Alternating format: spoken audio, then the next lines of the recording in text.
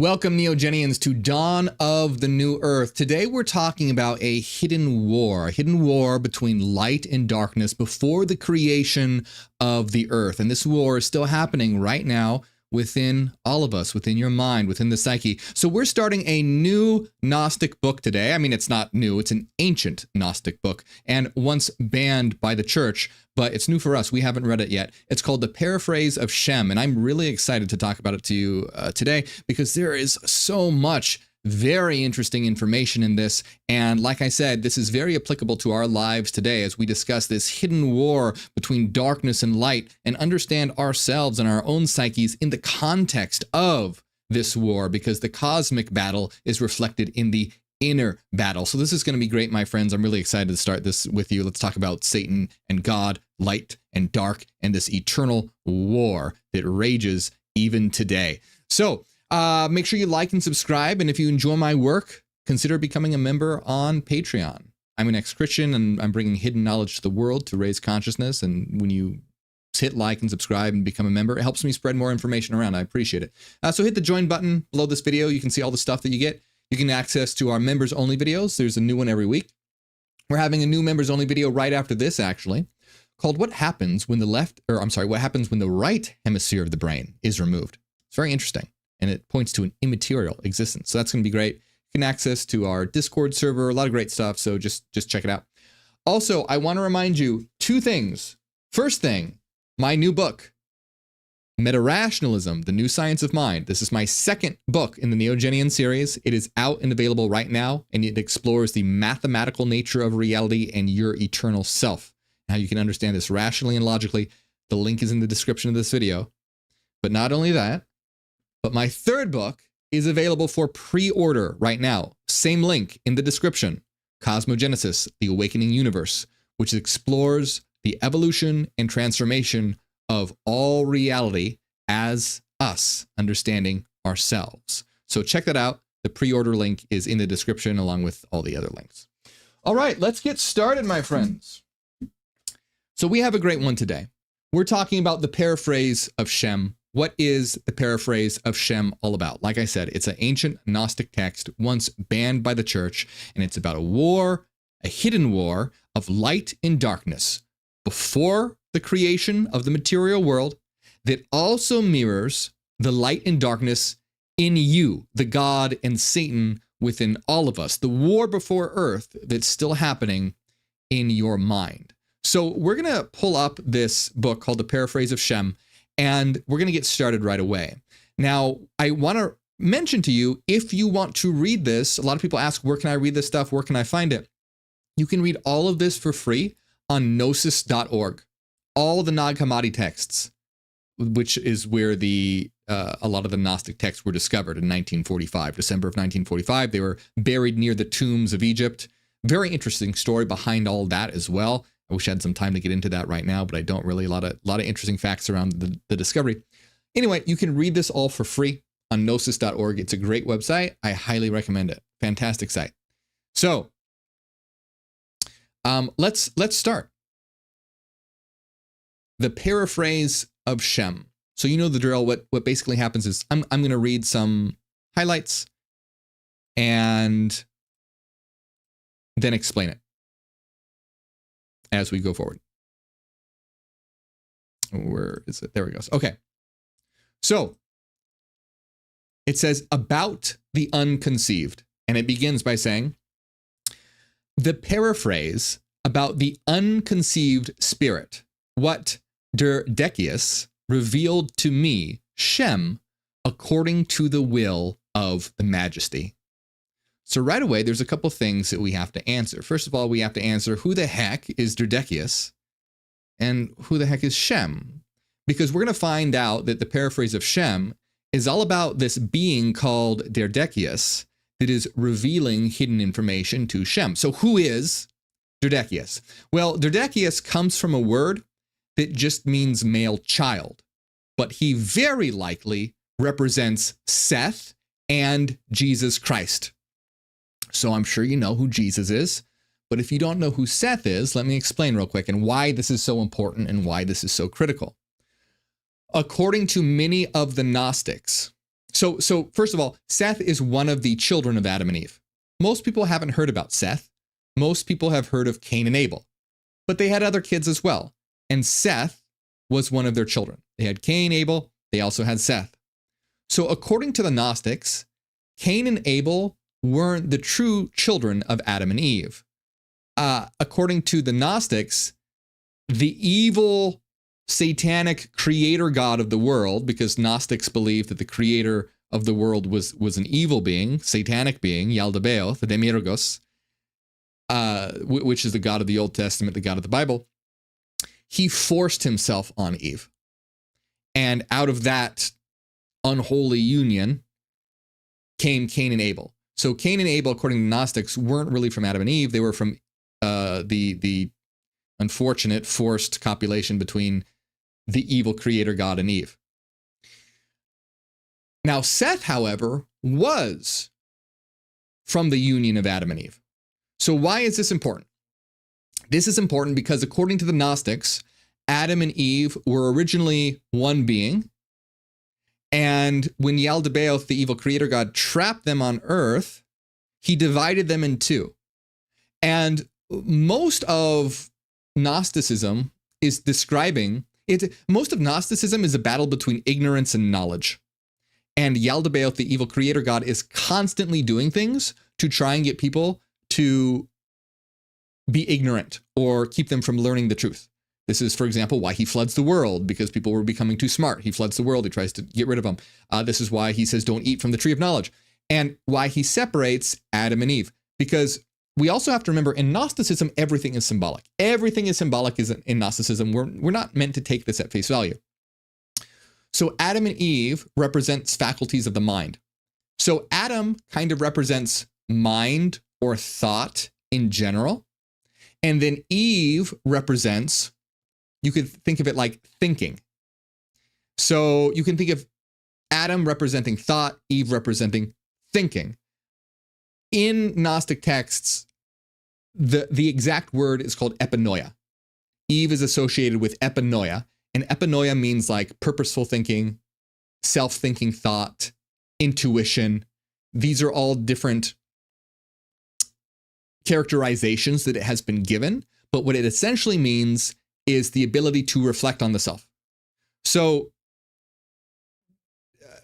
Yaldabaoth, the evil creator god, separated thought and thinking, basically, to try and get to get them to forget what they are. And so they do. They forget that they're holy being, divine beings, and they start becoming the slave of this creator god.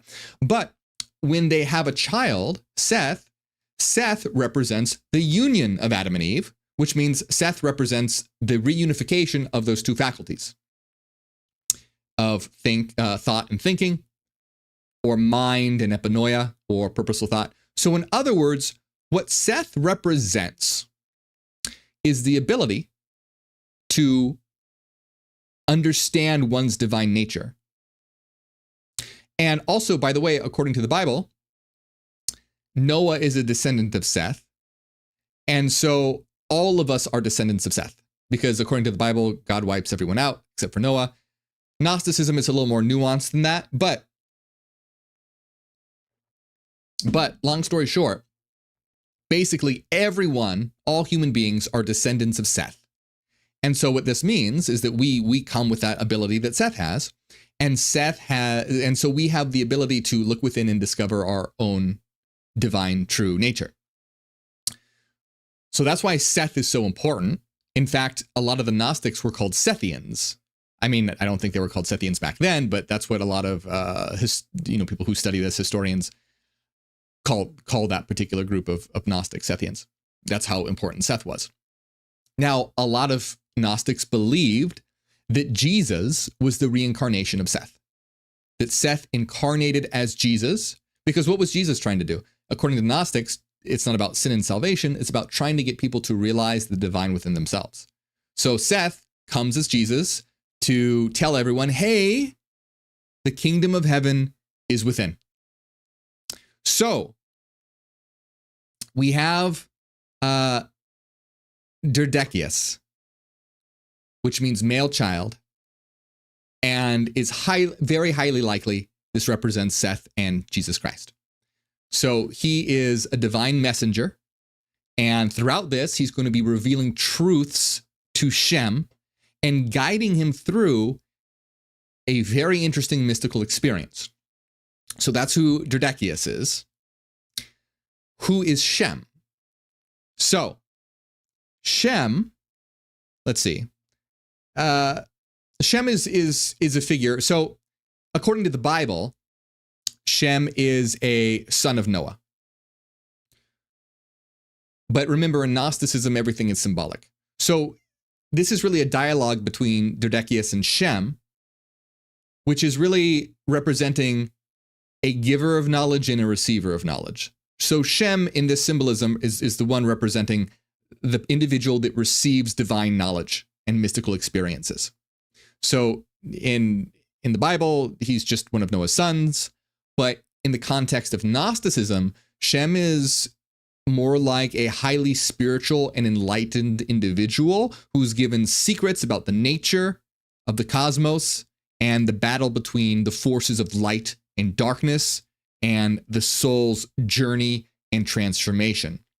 So Shem is a symbolic character who represents the quest for deep spiritual understanding and the ability to transmit esoteric knowledge. So now that we know who Dakius is and Shem, we had to give a little bit of that backstory because this is the paraphrase of Shem. Let's continue. So it says, the paraphrase about the unconceived spirit, what Dakius revealed to me, Shem, according to the will of the majesty. He's just saying, hey, here's what Dakius revealed to me. And then it says, Shem has a vision. My thought, which was in my body, snatched me away from my race. It took me up to the top of the world, which is close to the light that shone upon the whole area there. I saw no earthly likeness, but there was light, and my thought separated from the body of darkness as though in sleep. All right, there's a lot of cool stuff here. Okay, so first of all, notice his mind takes him away from his body and the material world into a realm of pure light. So he's having a mystical experience that is separate from the body, separate from the world, and experiencing a realm of pure light. So in Gnosticism, this realm of light is known as the pleroma, which means the fullness, and it represents the divine mind of the One. We are all sparks from this divine mind, and the pleroma is our true home, according to Gnosticism. Now, what's really interesting about this is I want you to know that this is very similar to the light reported by who? By people who have near-death experiences. The experience of a bright white light, that's all there is, which is exactly what Shem is saying. There's no earthly likeness. He was no longer associated with his body. His thought, his mind took him there, and all there was light.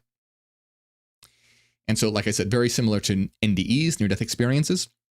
This is an experience I had as well. During a psychedelic experience, I experienced that bright white light of all reality and all there is. And remember, every time I mention psychedelics, I just want to give a disclaimer. Remember, don't do anything dangerous or illegal, and you don't have to do these things. They're not necessary. But it's interesting that according to this book, we're only on like the second paragraph, like the third line in, but already it's talking about how our thoughts and consciousness can transcend the physical world, reaching a realm of immaterial light, which is very cool. It's not about, sin and salvation. It's talking about how your thought can transport you to a world that is immaterial and pure light. So this brings up, though, an important point. A lot of people wonder, where did Gnostics get their information?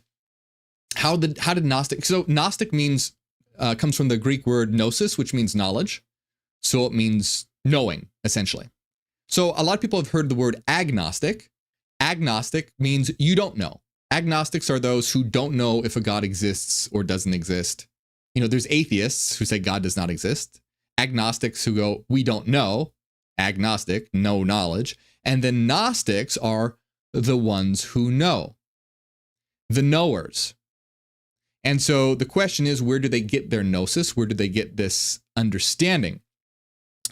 Well, gnosis and knowledge has to do with reflection. And often this can involve, so like in the Neogenian system, we understand that reason is what reveals truth, and that mystical knowledge and experiences are very helpful and powerful and have a place, but ultimately reason is what allows us to truly understand what existence is. Now, Gnostics were a little different. So they were based on knowledge, but we have to understand that their understanding of knowledge wasn't like pure philosophical reasoning. It was more like knowledge through intuition, knowledge through having mystical experiences, knowledge through, being presented by from the divine light of reality. So in other words, where do Gnostics get their information? Where do they get it? Where do they get their gnosis? Well, it's believed that they get it. They have gotten it from mystical experiences in altered states of consciousness. So how exactly? Well, we don't know how exactly, whether that was meditative states or rituals or possibly even psychedelics. But this vision of pure light lines up perfectly with that, because this is a Gnostic text. Where is this information coming from? They're saying it's coming from a vision of pure light, which matches up with what we know about altered states of experiences, to like NDEs or psychedelics. You have that. So anyway, it's just interesting that it matches up very, very well. And so we're having the Gnostics who are having these experiences, having these intuitions, and record. Now, that's not to say they weren't rational. They were very rational as well, because that was their whole point. They would look at the scriptures that we now call the Bible. They look at those scriptures and go, this doesn't make sense. This doesn't seem right. This doesn't add up. Like in the secret book of John, a Gnostic text, God says, I am the only God. There is no God but me. I am a jealous God. And he says this in the Bible as well. God says this in the Bible. And the Gnostic said, hey, if you're saying you're a jealous God, that means that there's other gods, because if there were no other gods, why would you be jealous? So it's not to say that they didn't use reason. They were highly smart. A lot of this is very similar to like Platonic idealism. But their main source of knowledge, gnosis, was like these direct mystical intuitive experiences. So anyway, let's continue. But right from the start, this reveals that our true nature isn't tied to our physical bodies at all. And when we disconnect from the material world, we can tap into this higher realm of existence, a realm of light and knowledge. That's pretty damn cool for just getting 3 sentences in. So now this next section says, Dakius tells Shem about the powers of the universe. Now, you know what's really interesting to me is that I noticed that in this one's very different. This particular Gnostic text, and it's almost like they're writing in code. Like they don't say Jesus or Seth, they say Dakius. And Shem, there's this character that's very, I don't know, kind of neutral. And then you have the powers, which often represent archons. And it's just interesting to me that they use these different words. I wonder if, and this is just my own speculation, I wonder if they were doing stuff like this to try and avoid persecution from the church. Because if they had a book about Dakius, that would perhaps slip by. Anyway, I don't know if that's true or not. It's just interesting to me. It's something that I have really, noticed while taking a look at this particular Gnostic text. It's different from a lot of them because it's almost like they're talking with code names or something. But it's interesting. So it starts by saying, I heard a voice saying to me, Shem, since you are from an unmixed power, and you are the first being upon the earth, hear and understand what I shall say to you first concerning the great powers who were in existence in the beginning before I appeared. So, Dakius is saying, hey, I'm going to tell you about some very interesting things about the great powers of the universe that existed from the very beginning before I appeared, before I came about. But before we go talk about that, what does the statement that Shem is the first being on earth mean? Now, obviously, like I said, it's obviously this isn't meant to be taken literally true. And I think Gnosticism, I just like to remind that to people a lot, because a lot of people are used to like the literal interpretation of the Bible. Gnostics weren't like that. Gnostics were like, hey, we have this idea, we had this mystical experience, we had this intuition, we have this understanding. How can we express this in a symbolic story? So clearly, no one thinks that Shem was literally the first person on earth, because Shem was the son of Noah, and even in Gnosticism, Adam and Eve were the first people. So why are they saying that Shem is the first being on earth? Well, because it's symbolic rather than literal. In Gnostic thought, first being can symbolize the archetype of enlightened humanity, like the original pure human state. So that's what that means, or likely means. I can't say for sure, but it's obviously not literal, and that's highly likely what that means. So, and then we have Shem being from an unmixed power. That's also symbolic, meaning an untainted original state. So like he's able to basically receive and understand divine revelation because he's pure enough to receive it, basically. A mixed power is usually like when you're mixed with, they would call like mixed, like the material human being would be like a mix, because it's a mix of like darkness and light, the darkness of matter, and then the light of knowledge and truth. But here we have Shem in this state that he's not even connected to his body, that he's just in a realm of pure light. So at that point, he's probably a being of pure light. So that's possibly what that means. Like you're in this pure state. So you're able to receive and understand this divine revelation that I'm about to tell you. So what is this? What is it that Dakius wants to tell Shem? Well, he says, I'm going to tell you about the powers who were in existence before I appeared. There was light and darkness. This is really important. Remember, this is a lot different. What does the Bible start with? And let there be light. But this is going to be talking about a war between light and darkness, and this is critical. So let's really see. This is cool. I'm excited about this. So there was light and darkness, and there was spirit between them. So these three aspects are really important to understand: light, darkness, and spirit between them. Since your root fell into forgetfulness, that which was the unconceived spirit, I reveal to you the truth about the powers. So, real quick, since your root fell into forgetfulness, that which was the unconceived spirit, I reveal to you the truth about the powers.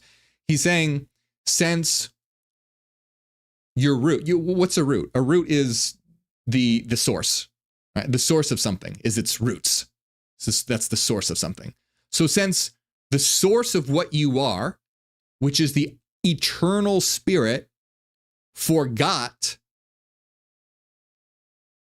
I'm going to reveal to you the truth about the powers. So basically, hey, you're an eternal being. You used to remember this, but you fell into forgetfulness. I'm going to reveal this to you now. Okay? The light was thought. The light was thought, full of attentiveness and reason. Light is thought. Light is attention. Light is reason. They were united into one form: thought, attentiveness, and reason. And the darkness was wind in waters. So notice the difference here. What's kind of like the similarity between wind and water? Very chaotic. So first we're talking about like the very ordered light, realm of light, which is thought and attentiveness and reason, or order, logos, reason, order, structure. Then you have darkness, which is wind in waters. What happens when wind is in waters? It makes waves. It's very chaotic. He possessed the mind wrapped in chaotic fire. So you notice what's happening here is that you have a lot of elements associated with earth. You have air, water, and fire. So notice like material things in chaotic states. So contrasted with light and thought and reason, you have darkness associated with earthly material things, air, fire, water, that are in chaos. So that's the difference between light and darkness. And then the spirit between them was a gentle, humble light. A light, but a gentle and humble light. These are the three roots. The roots. These are the fundamental forces of all reality, basically. That's what that means. The source of all things. They reigned each in themselves alone, and they covered each other, each one with its power. All right, so this is very, very cool. Like I said, this is a lot, a little different than some of the other Gnostic texts. Here we have basically in the beginning, there was light and darkness and spirit. And these are the roots of all things. And we're going to see that this interaction or war is what ends up creating everything. So Dakius tells Shem about these different powers at the beginning. So, like I said, light represents thought, attentiveness, and reason, and darkness is this chaotic fire, wind, and water. And let's continue a little bit here. It says, but the light, since he possessed great power, knew the abasement of the darkness and his disorder. Namely, that the root was not straight. So the light was a great and powerful power, looked at the darkness and knew, this is chaotic. This is disordered.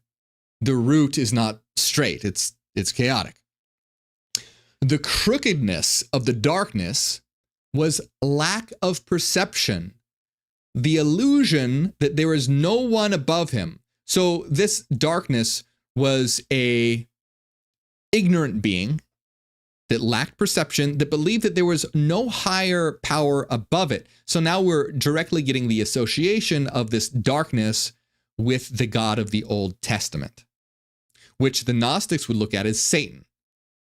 So for the Gnostics, the God of the Old Testament is an evil, satanic being.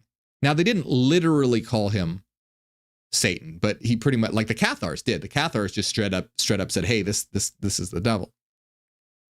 The Gnostics called him the Yaldabaoth or the Demiurgos of Saklis or Samael, the blind god, Nebro, the rebel. They had a lot of names for him, but he was the ruler of the dark material world, trapping and enslaving souls. Very, very satanic. But anyway, you notice that he's saying in this, it says that the darkness didn't realize there was a higher power. This is very typical of the evil creator, because in a lot of Gnostic texts, a lot of the theme is that this being either believes that he's the only God and there's no God higher than him, or he lies and says that there is.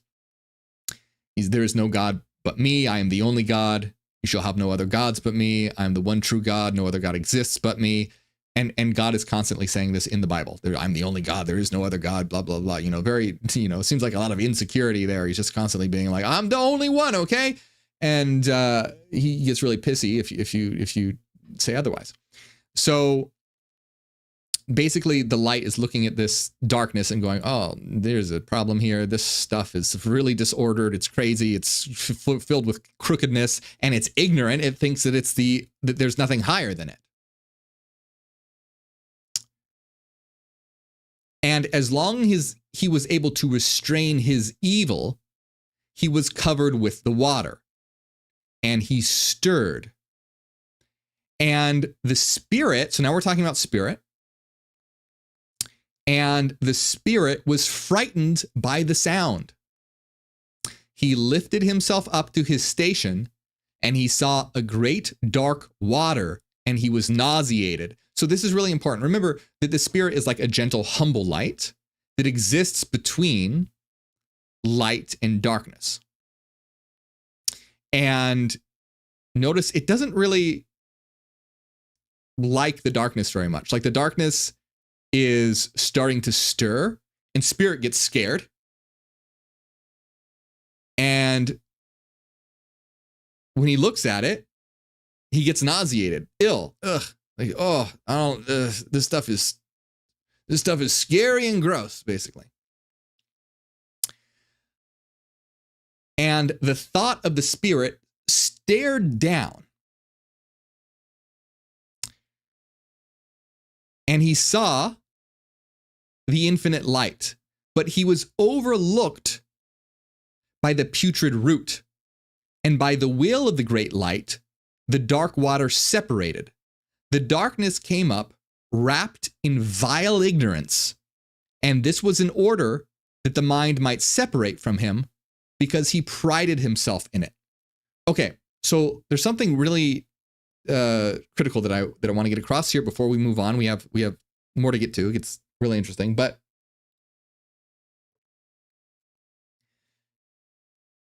I want to start bringing into, because so we're basically talking about, this is what occurred before the creation of this world.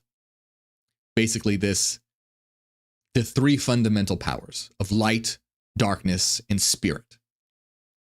But now I want to bring into the idea that this is also reflective of the roots of all of us. Basically, the root of existence is the same as the root of us, as in we are all this mix of light, darkness, and spirit. So this is really getting into the Hermetic idea of as above, so below. You've probably heard that before, as above, so below, as within, so without. What does that mean exactly? Well, it means that the patterns that we see in the universe or heavens or ultimate reality are reflected in our own lives. So basically, the way the universe and reality operates, the patterns that it is formed on, are the same patterns that are within us. And so when we learn how the patterns of what reality is formed on, when we learn how those patterns work, we are getting insight into how we work. As above, so below. As within, so without. It's all connected. So by studying the forces of reality, we're studying the forces that exist within ourselves as well. So I want to bring this in right now because we're going to see a lot of parallels between, this sort of creation and pre-creation myth and our own minds. So we have this struggle between light and darkness and spirit in Shem's vision, but it mirrors our psyche. What does this mean? All right, let's break it down. We all have light and darkness within us. And the light represents our reason and higher ideals, while the darkness, it symbolizes more like our primal instincts and chaotic desires. Whereas the spirit is our ego or ego consciousness, which navigates between these two forces. Now, if you are familiar with psychology, you might see where I'm going with this, because this is basically symbolized in Freudian psychology. So in Freudian psychology, there are three aspects to the psyche: the id, the ego, and the superego. And so we're going to see that we can draw parallels between the id, the superego, and the ego with the darkness, the light, and the spirit. So what is the id? In Freudian psychology, the id means it. So why the heck did they say it? What does that mean? Why would they call it it? Well, because it's monstrous. It's monstrous, and so they say it like, oh, it's the it. It's the thing. It's the monster. The id is basically the most primal part of your personality. It's all the basic instincts and desires. So it's all your primal wants, fighting and fucking, and, fight or flight is really associated with those primal. But all of these aspects of us that are basically our unconscious drives A baby is a good example of this. A baby is just all run by its unconscious drives. It doesn't have any mediating factor yet. It just, when it's hungry, it cries. When it sees something funny, it laughs. It's not really contemplating or mediating. It's just run by those instincts and desires and whatnot. So that's what the id is. And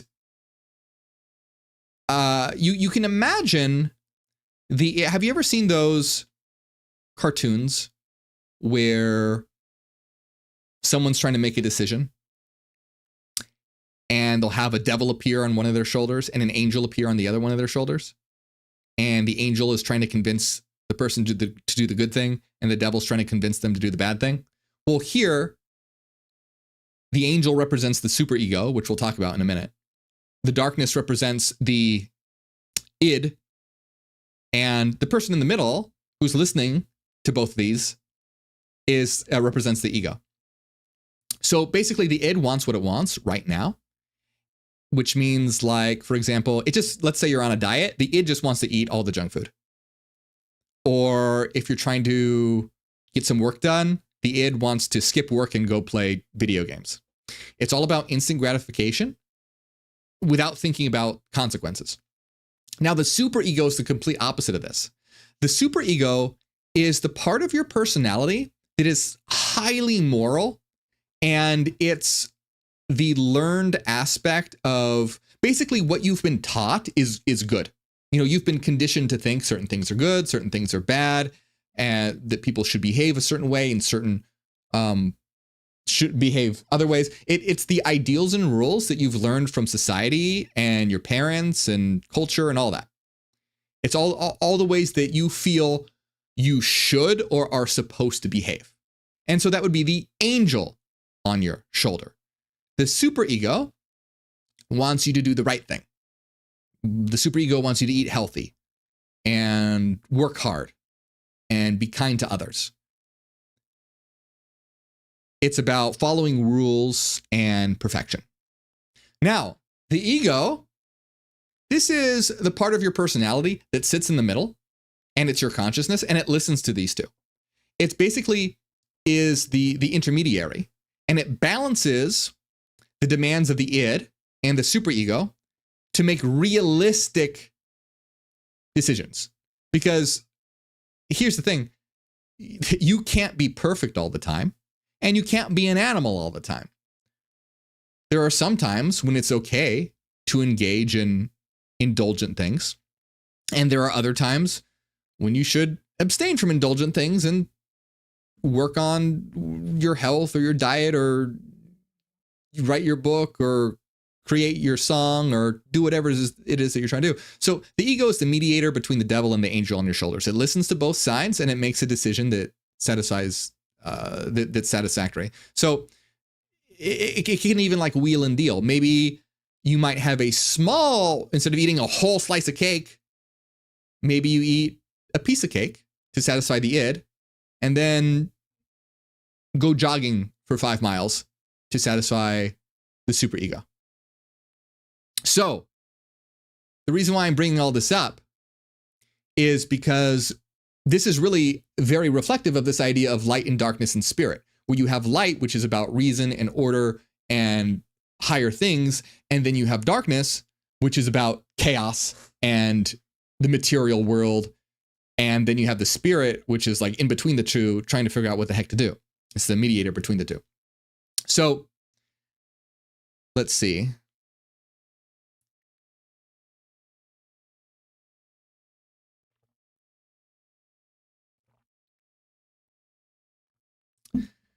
I'm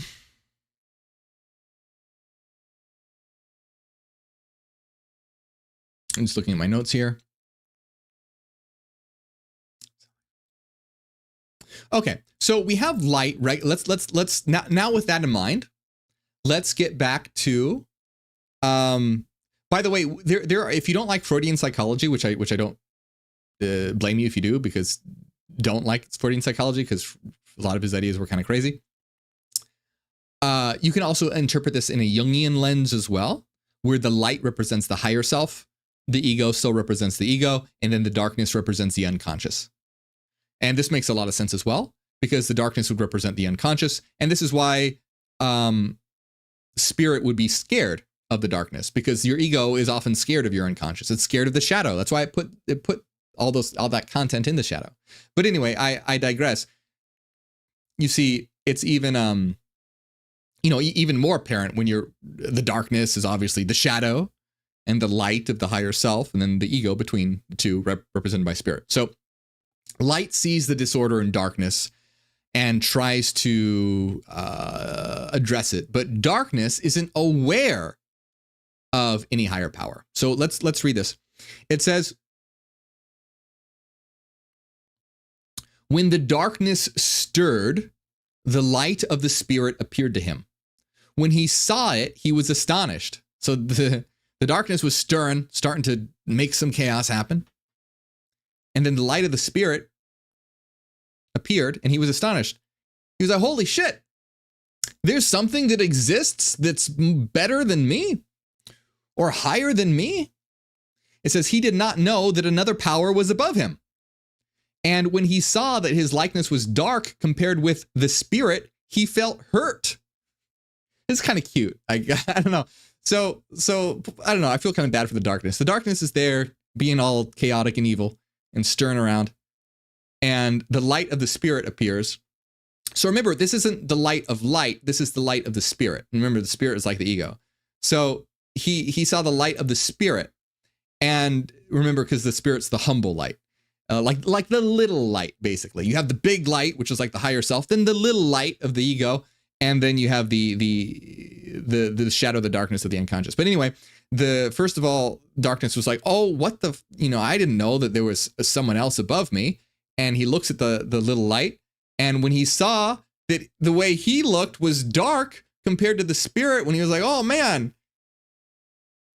I'm evil, he felt hurt. He was sad. Poor darkness. And in his pain, he lifted up above the height of the members of darkness. Well, he's not going to be very nice about this, but, this is why it's important that we integrate our darkness so it doesn't start doing evil shit. So in his pain, he lifted up above the height of the members of darkness. So all the members of darkness, he went above them. His mind, which was the eye of the bitterness of evil. That's pretty cool line, by the way. He rised above the height of the members of darkness, which was his mind. And his mind was the eye of the bitterness of evil. He caused his mind to take shape in a member of the portions of the spirit, thinking that by staring down at his evil, he would be able to equal the spirit. So he was hurt because he wasn't light, he was darkness, and he was sad about it. And now he's trying to fix the problem. He's trying to be equal to the spirit. But he wasn't able to do it. It says, but he was not able, for he wanted to do an impossible thing, and it did not take place. And again, we can kind of understand this as like unconscious archetypes, our unconscious trying to like take over the mind. But it can't really. Like the ego is there. Now, if this is a problem with certain mental illnesses, where the ego is very weak, and then you can have the unconscious forces start to leak into reality. So yeah, I don't want to get into all that now, because there's a lot of nuances there. Because I think some people who have things that are labeled as mental illnesses are very connected to certain things, which I think is cool. But I don't want to get into that because that's a whole other topic. And remember, none of this is medical advice. I'm not a professional. Always talk to your doctor or your therapist or a medical professional. But let's see.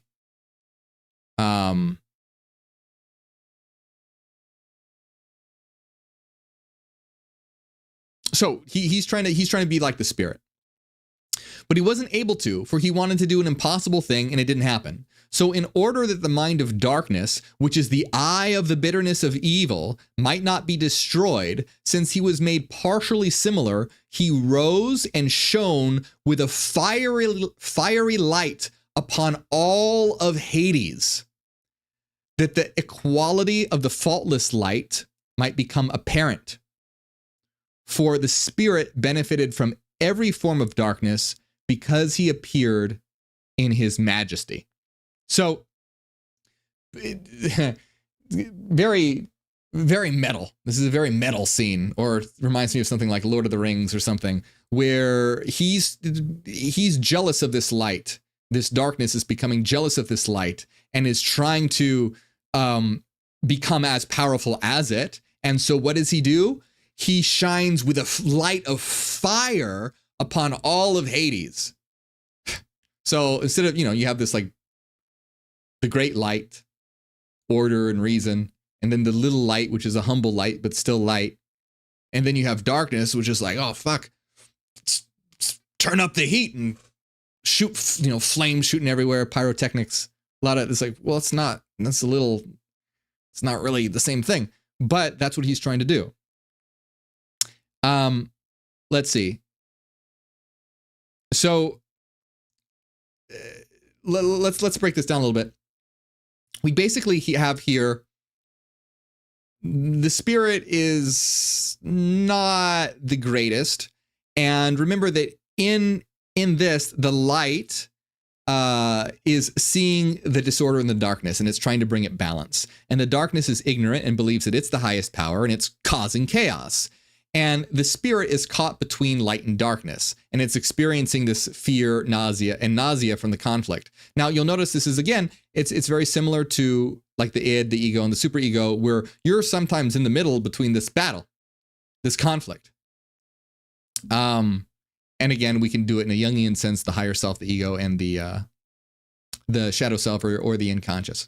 So darkness is trying to exalt itself. It's trying to bring itself up to the level of Spirit. It fails, and it generates a fiery light in Hades.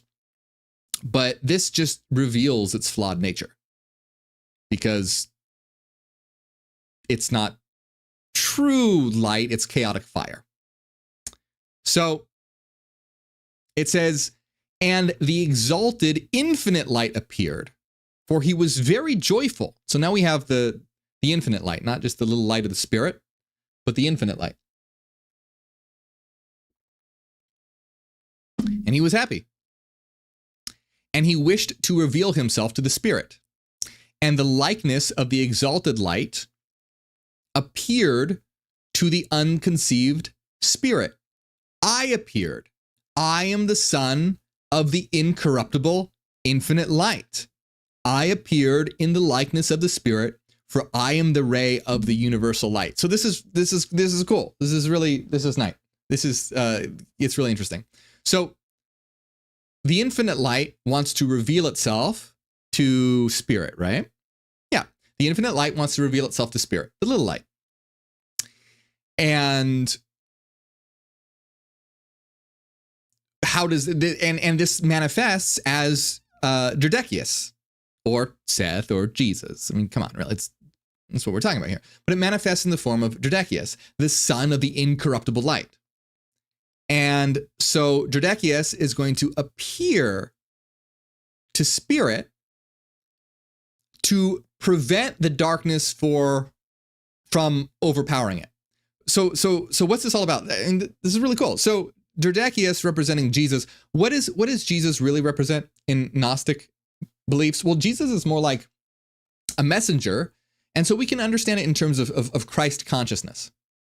So in other words, where we have light as representing like the higher self, the Spirit representing the ego, and darkness representing the unconscious, what happens? The infinite light wants to reveal himself to the Spirit, or the higher self wants to reveal itself to the ego. How does the infinite light reveal itself to the Spirit? By manifesting as Dakius. But remember, that represents higher consciousness if we're taking that interpretation. And so, how does the higher self reveal itself to the ego? Well, the ego has to attain higher consciousness. The ego has to attain Christ consciousness. The ego, because most people aren't aware of their higher selves. because they're just in a form of self-awareness. They think the ego is the only thing that exists. Just like darkness thinks, oh, I'm the only thing that exists. Most people think that their ego is the only thing that exists. They're not aware of the higher light, the higher power. And so the higher light, the higher power wants to reveal itself to the little light. How does it do it? By manifesting as their Dakius, the messenger, the ray of the infinite uncorruptible light. And we can understand this as higher consciousness. It's really cool. I like this book a lot. How are you guys enjoying it? Let me know. Tell me in the comments if you're enjoying it. I find it to be really cool. It's so much better than reading the Bible, don't you think? Don't you agree? I agree. I agree with me. Do you agree with me? Tell me. So, let's see. I am the son of the incorruptible, infinite light. I appeared in the likeness of the Spirit, for I am the ray of the universal light. And his appearance to me was in order that the mind of darkness might not remain in Hades, for the darkness made himself like his mind in a portion of the members. When I, O Shem, appeared in the likeness, so that the darkness might become dark to himself, according to the will of the majesty, and so that the darkness might become devoid of every aspect of the power that he possessed, the mind drew the chaotic fire, with which it was covered from the midst of the darkness and the water, and from the darkness the water became a cloud, and from the cloud the womb took shape. The chaotic fire, which was a deviation, went there. All right, so there's a lot to unpack here. And this is